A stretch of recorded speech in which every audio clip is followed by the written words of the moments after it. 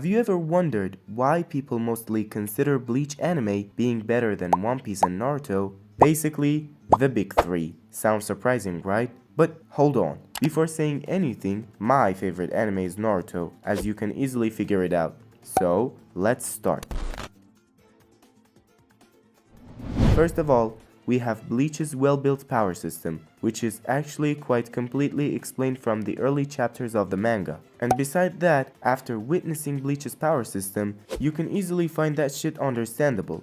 Like literally, all of us have Rare Ryoku inside us. Then there is Reiatsu, which is the manifestation of Rare Ryoku energy. Reiatsu can define almost everything about us. Now imagine you die. After dying, you're given a sword called a Zanpakuto that uniquely reflects your soul and Reiatsu manifestation, which possesses two main forms that are named Shikai and Bankai. Shikai being the initial release, and Bankai the ultimate form of the Zanpakuto. After Zanpakuto, we have Kido, which is spiritual magic divided in two named Hado and Bakudo.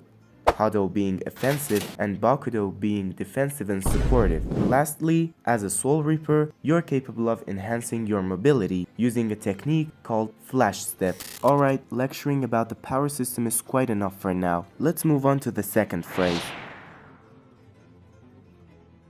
Secondly, I can easily say we're convinced that Bleach's art style and character design is better in many different ways. All of them are drawn more mature-like, they have quite enough good-looking cuts on their body to have a crush on them, and the way Tite Kubo styled the characters is insanely badass. Like look at my boy Aizen in 3 different arcs, each being better than the one before.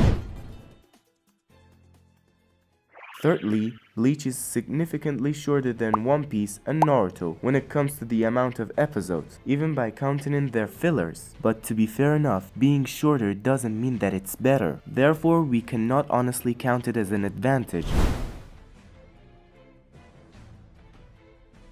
Now last but not least, we're in my favorite phrase, means the fourth part. We all know that every anime and even all stories are gonna be completed when they develop some nasty ass bad guys, aka villains, aka antagonists. And yes, of course the whole big three are quite rich and revolutionary villains who almost carried the whole show. Well, in Bleach case, villains are clearly more organized, like Arrancars, Quincy's, and Shinigamis. I don't know whether you count Hollows in or not. Anyways, despite Ichigo's crew, Bleachverse is filled with villains, but it depends on the perspective you look at. Cause the second they hit us with a little backstory, it turns out to be making way too much sense, to the point where we had trouble choosing our side. It is also impressive how Kubo wrote each villain and gave them their unique powers.